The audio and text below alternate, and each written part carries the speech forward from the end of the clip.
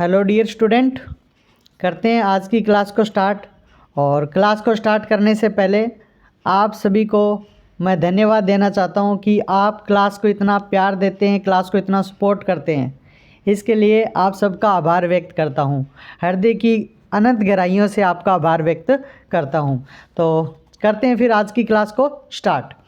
और आज की क्लास का हमारा प्रथम प्रश्न है, कतिपय जानकारियाँ देना और उन्हें देने में विफल रहने का परिणाम का प्रावधान किस धारा में है। यानी कतिपय जानकारियाँ देना और उन्हें देने में विफल रहने का जो परिणाम है उसका प्रावधान है वो किस धारा में है, वो किस धारा में है ये पूछा है। तो इसका वर्णन है वो धारा 114 में। इसका वर्णन कौन सी धारा में? इसका वर्णन धारा 114 में है, आपको याद रखना है। धारा 114 में है। धारा 114 में लिखा है कतिपय जानकारियाँ देना और उन्हें देने में विफल रहने का परिणाम जो है वो धारा 114 में है। चलते हैं फिर अगले प्रश्न की तरफ। धारा ये ना, और धारा 100, धारा 102, धारा 48 ये मैं आपको पढ़ा चुका हूँ, तो ये आपको ध्यान रखना है कि इसमें क्या क्या है, ठीक है ना। तो चलते हैं फिर अगले प्रश्न की तरफ। अगला प्रश्न क्या कहता है, धारा 119 के अधीन अंतरण की सूचना। धारा 119 के अधीन अंतरण की सूचना के अभाव में कर का संदाय का दायित्व किसका होगा? किसका होगा ये आपको बताना है। कर का संदाय का दायित्व किसका होगा, तो ये आपको ध्यान रखना है। किसका होता है भाई दायित्व? 119 में लिखा है ना, अंतरण की सूचना के अभाव में भवनों या भूमियों पर करों के संदाय के दायित्व का बना रहना।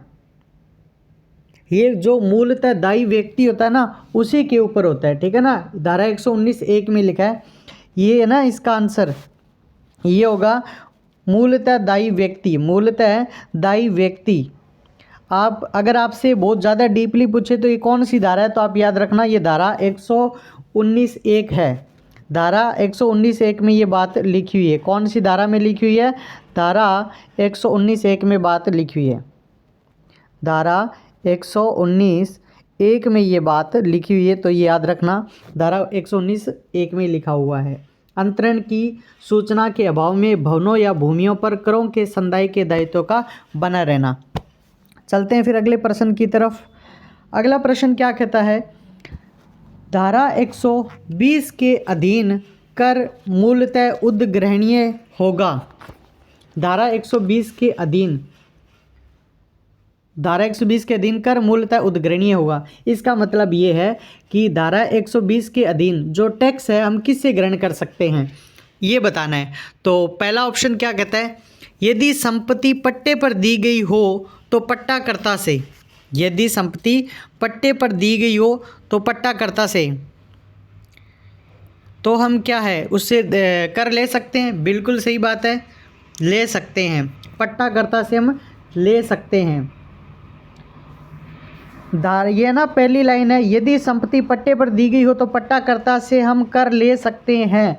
ये पहला कथन सही है और ये बात धारा 120(1) में लिखी हुई है। ये धारा 20(1) में लिखी हुई है। 20(1) में ये बात लिखी हुई है। धारा 120 में, धारा 120(1) में ये बात लिखी हुई है। यदि संपत्ति पट्टे पर दी गई हो तो हम पट्टाकर्ता से ना कर ले सकते हैं। ये धारा 120(1) में लिखी हुई है। दूसरा कथन कहता है, यदि संपत्ति उप पट्टे पर दी गई हो तो वरिष्ठ पट्टाकर्ता से। बिल्कुल ये भी बात धारा 120(2) में लिखी है। यदि संपत्ति जो है उप पट्टे पर दी गई हो तो वरिष्ठ पट्टाकर्ता से हम ये कर जो है ले सकते हैं। ये धारा 120, ये धारा 120(2) में लिखी है। धारा 120(2) में है ये बात है ना, धारा 120(2) में है, ये याद रखना भाई, ठीक है। ये आपसे धारा 120(2) में है, ये सही कर देता हूँ मैं।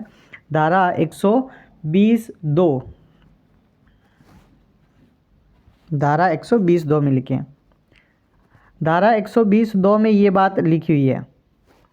धारा 120(2) में ये बात लिखी हुई है, यदि संपत्ति पट्टे पर दी गई हो तो पट्टाकर्ता से हम कर ले सकते हैं। ये भी बात 120(2) में ही लिखी है। ये बात भी 120(2) में ही लिखी है।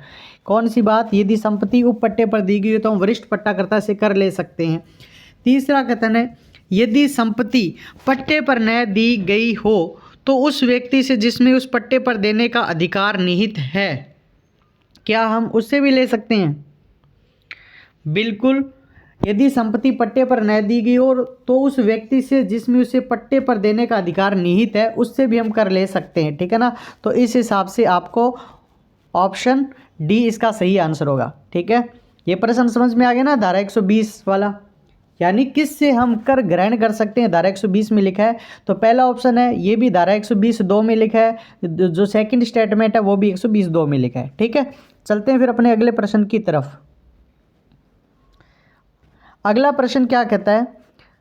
अगला प्रश्न कहता है असुमेलित विकल्प का चयन कीजिए, असुमेलित विकल्प का चयन कीजिए।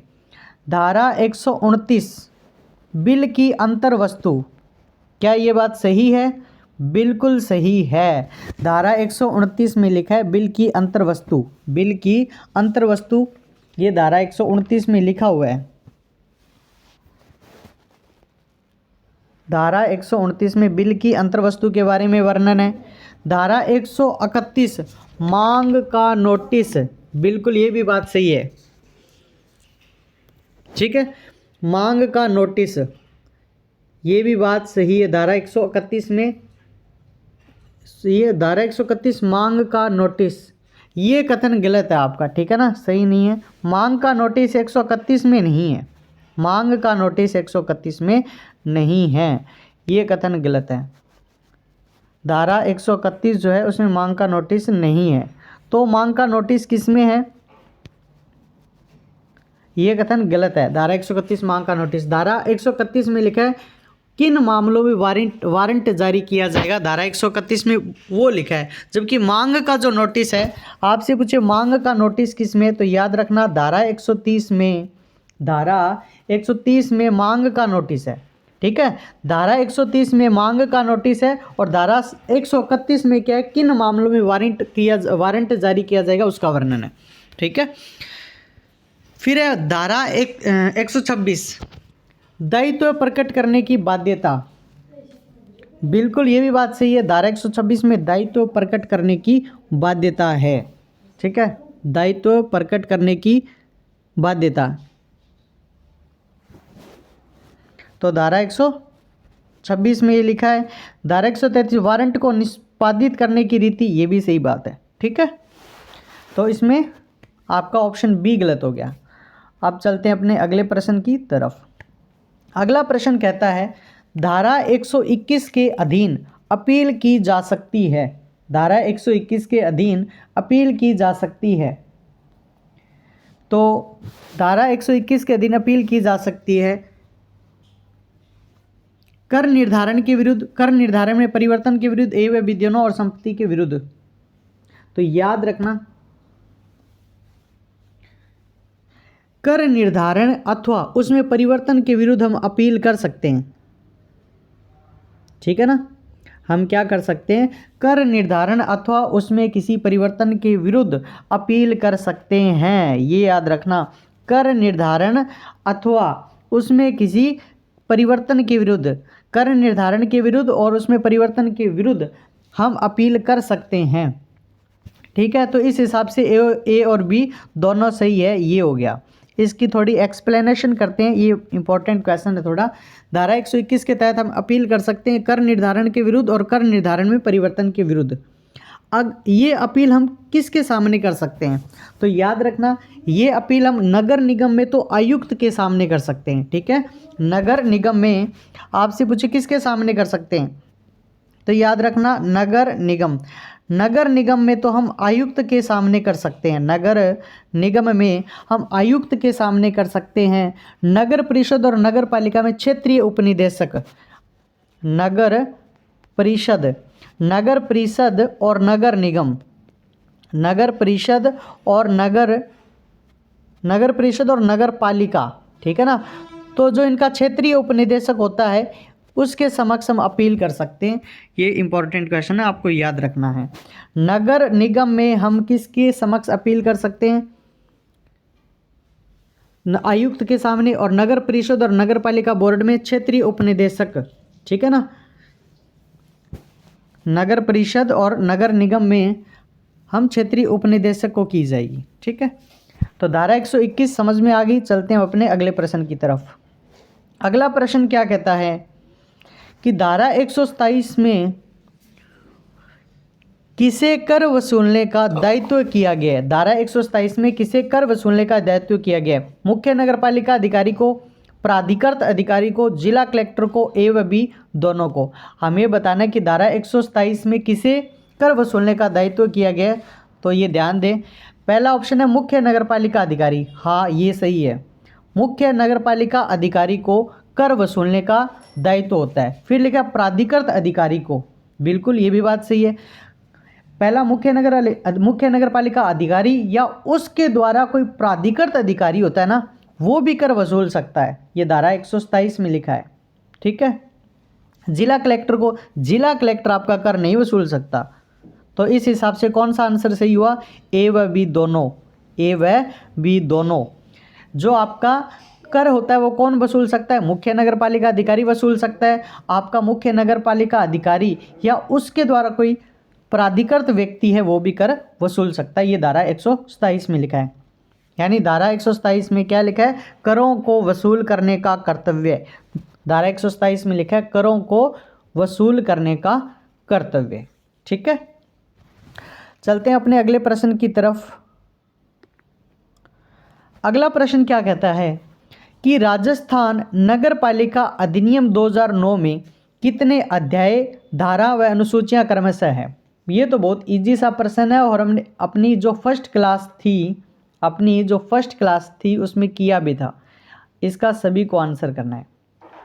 राजस्थान नगरपालिका अधिनियम 2009 में कितने अध्याय हैं?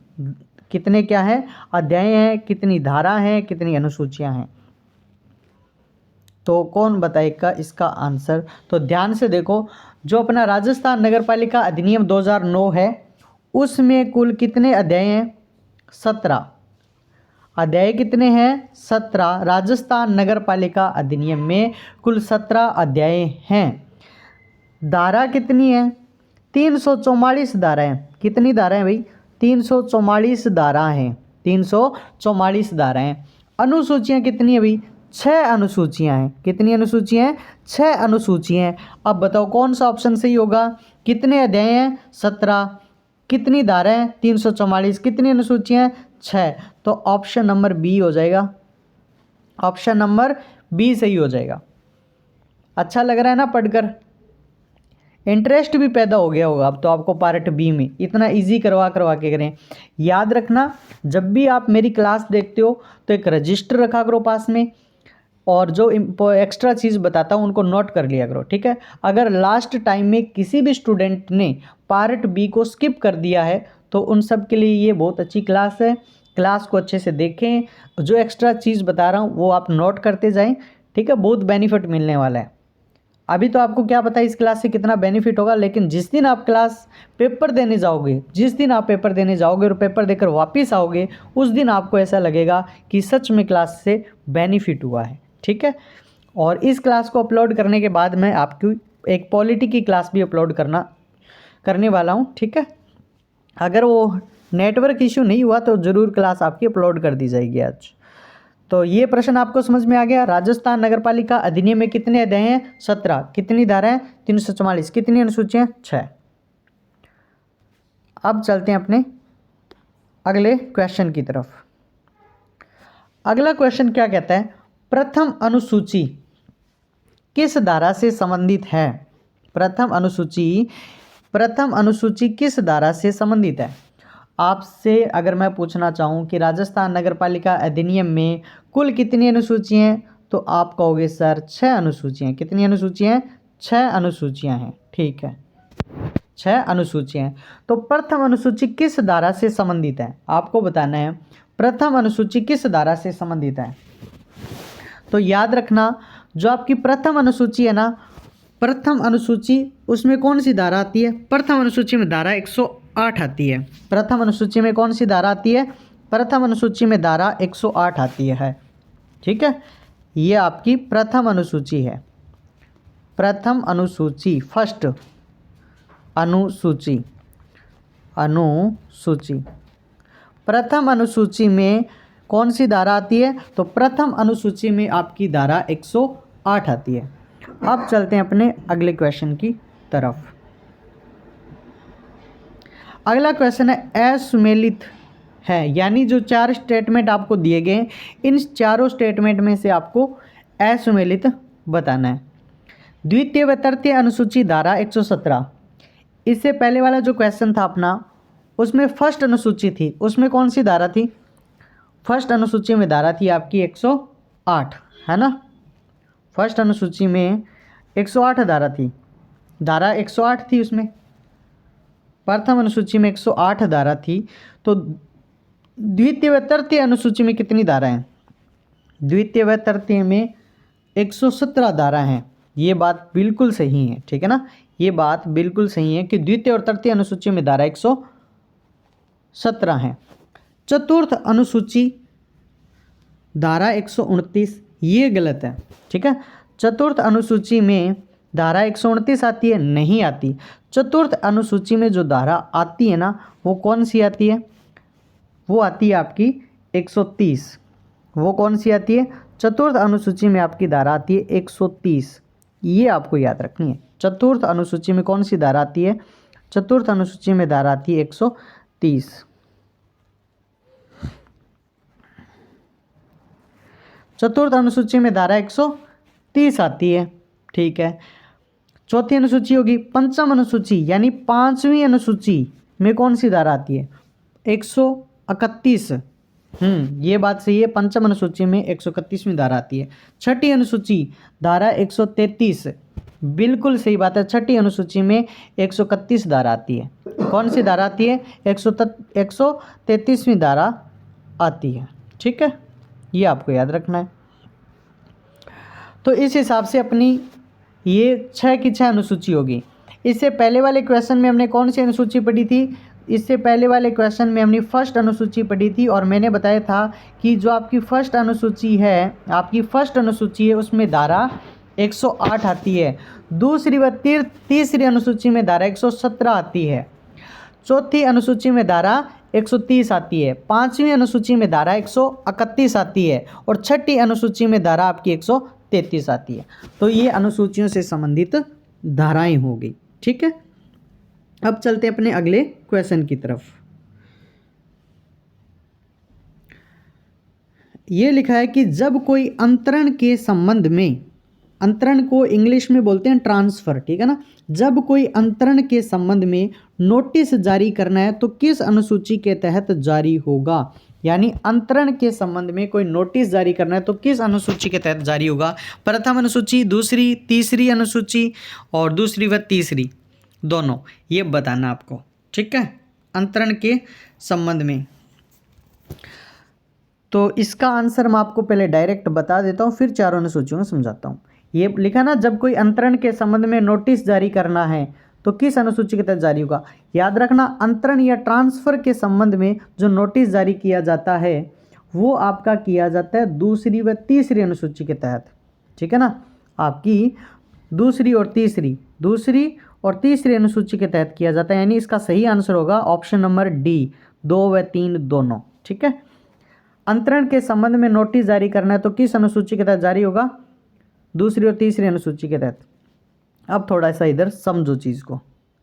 हमारी जो फर्स्ट अनुसूची थी उसमें हमने क्या पढ़ा? फर्स्ट अनुसूची में धारा आती है 108, प्रथम अनुसूची में धारा 108 आती है, लेकिन प्रथम अनुसूची में विवरण किसका है? कर का विवरण है, ठीक है ना। कर का उद्ग्रहण करना, यानी कर को ग्रहण करना तथा आपत्ति हेतु नोटिस जारी करना, ये प्रथम अनुसूची में आता है। फिर आपने पढ़ा दूसरी अनुसूची के बारे में। दूसरी अनुसूची में क्या आता है? तो दूसरी अनुसूची में तो आपने पढ़ ही लिया, अंतरण के संबंध में दूसरी और तीसरी अनुसूची में यही आता है ना, अंतरण के संबंध में नोटिस जारी होता है, ये दूसरी और तीसरी अनुसूची में होता है, ठीक है। दूसरी और तीसरी भी होगी। अब रहेगी अपनी चौथी अनुसूची। चौथी अनुसूची में क्या आता है? चौथी अनुसूची, तो चौथी अनुसूची में क्या आता है? चौथी अनुसूची में आता है मांग की नोटिस का प्रारूप। चौथी अनुसूची में आता है मांग की नोटिस का प्रारूप। अब रहेगी अपनी 5वीं अनुसूची। 5वीं अनुसूची में आता है वारंट का प्रारूप। 5वीं अनुसूची में क्या आता है? 5वीं अनुसूची में आता है वारंट का प्रारूप। ठीक है।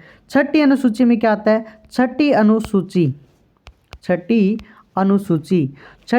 में क्या आता है? 6ठी अनुसूची में आता है कुर्क संपत्ति की तालिका और नोटिस का प्रारूप। मतलब नगर पालिका क्षेत्र में जो प्रॉपर्टी होती है उसको सीज करते हैं ना, कुर्क संपत्ति मतलब सीज प्रॉपर्टी जो होती है, आपकी जो प्रॉपर्टी सीज की जाती है उनकी अपना प्रारूप बनाना, जो नोटिस का प्रारूप होता है, 6ठी अनुसूची के तहत जारी किया जाता है। समझ में आ गया ये क्वेश्चन? यानी अपनी 6 की 6 अनुसूचियाँ भी होगी। 6 की 6 अनुसूची में कौन कौन सी धारा आती है और क्या क्या इनमें वर्णन है, वो सब कुछ हो गया। तो आपकी 6 की 6 अनुसूचियाँ हो गई। अब चलते हैं अपने अगले क्वेश्चन की तरफ। अगला क्वेश्चन क्या कहता है कि सूची 1 का सूची 2 से मिलान कीजिए। पिछले वाले क्वेश्चन में हम सारा कुछ पढ़ चुके हैं, तो अब आराम से कर देंगे। प्रथम अनुसूची में क्या है? प्रथम अनुसूची में है कर का उद्ग्रहण करना, ठीक है ना, और आपत्ति हेतु नोटिस जारी करना। ये पढ़ा ही है हमने अभी, कर का उद्ग्रहण करना और आपत्ति हेतु नोटिस जारी करना। 5वीं अनुसूची में हमने पढ़ा ही है वारंट का प्रारूप है, ठीक है। 4थी अनुसूची में लिखा है मांग की नोटिस का प्रारूप है। तो इस हिसाब से कौन सा ऑप्शन सी हो जाएगा? Option A, B, C, D. 1 का में चौरा है 3 से, 1 का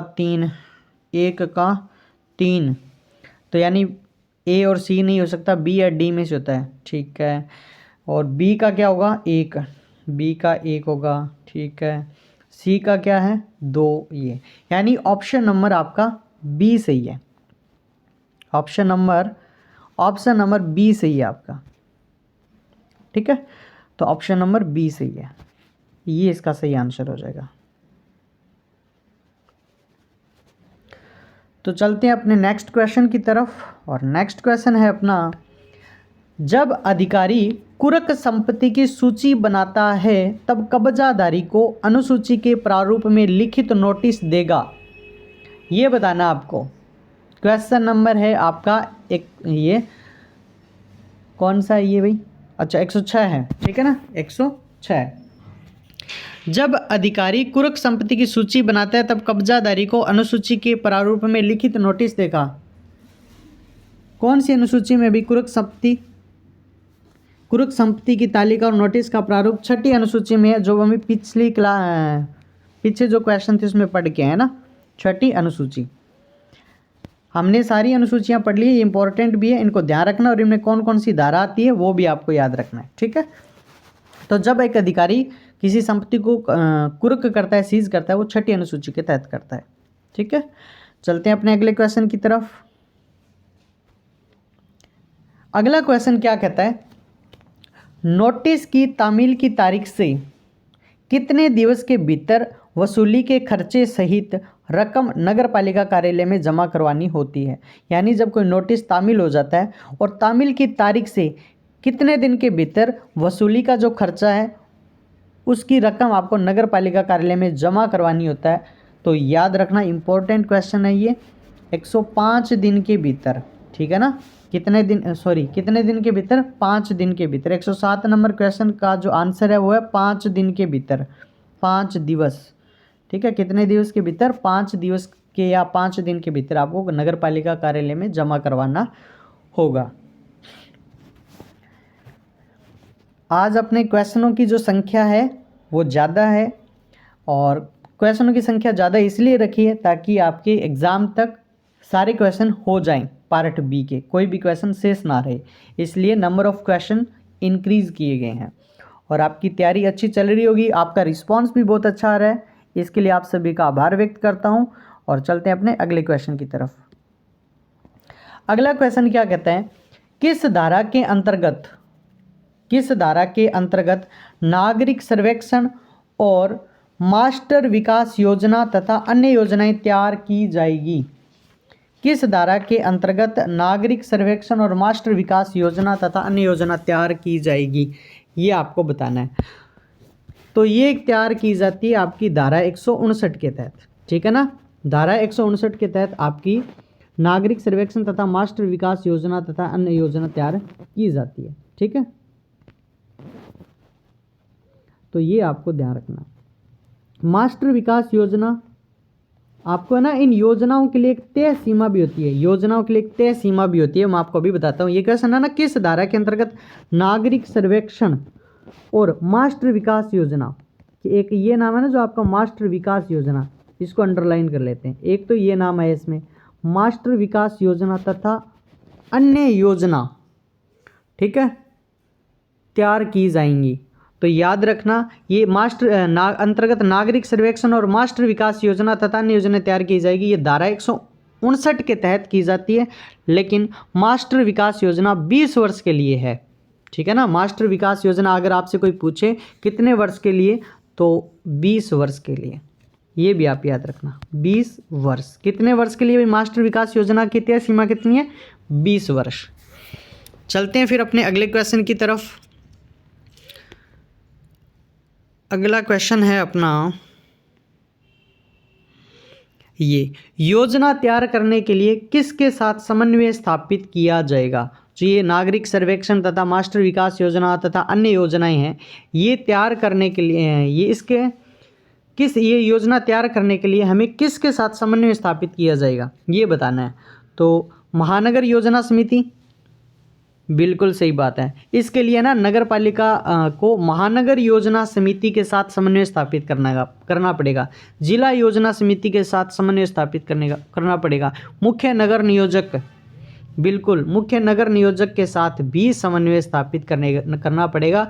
इस हिसाब से इसका सही आंसर हो गया उक्त सभी, ठीक है। और ये धारा आपकी 159 ही है, ठीक है ना। कौन सी 159 है? अगर आपसे प्रॉपर धारा पूछे ना तो याद रखना भी 159 ए, प्रॉपर धारा पूछे तो 159 ए है, ठीक है।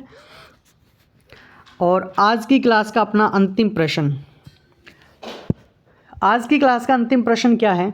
आगामी 5 वर्षों के लिए जो योजना तैयार की जाएगी उसे किस नाम से जाना जाएगा? आगामी 5 वर्षों के लिए जो योजना तैयार की जाएगी उसे किस नाम से जाना जाएगा? तो मैं बता देता हूँ उसे किस नाम से जाना जाता है। उसे जाना जाता है निष्पादन योजना, ठीक है, निष्पादन योजना।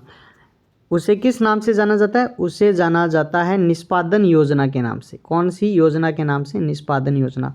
आगामी 5 वर्षों के लिए जो योजना तैयार की जाएगी, कितने वर्षों के लिए? 5 वर्षों के लिए जो योजना तैयार की जाती है उसको जाना जाता है, आगामी 5 वर्षों के लिए जो योजना तैयार की जाती है उसे निष्पादन योजना के नाम से जाना जाता है। इसकी थोड़ी है ना डेप्थ पे जाते हैं इस क्वेश्चन की, क्योंकि इंपॉर्टेंट क्वेश्चन है, यहाँ से क्वेश्चन आने के चांस भी हैं, तो इसको ध्यान से देखते हैं। जो आपकी मास्टर विकास योजना है ना, ये मास्टर विकास योजना आपकी 20 वर्ष के लिए तैयार की जाती है, ये याद रखना। मास्टर विकास योजना आपसे पूछे मास्टर विकास योजना कितने वर्षों के लिए तैयार की जाती है, तो इसका आंसर याद रखना है 20 वर्ष। मास्टर विकास योजना कितने वर्ष के लिए तैयार की जाएगी? मास्टर विकास योजना आपके 20 वर्ष के लिए तैयार की जाती है। और आपकी निष्पादन योजना कितने वर्ष के लिए तैयार की जाती है? निष्पादन योजना आपके 5 वर्ष के लिए तैयार की जाती है। निष्पादन योजना आपके 5 वर्ष के लिए तैयार की जाती है, ठीक है।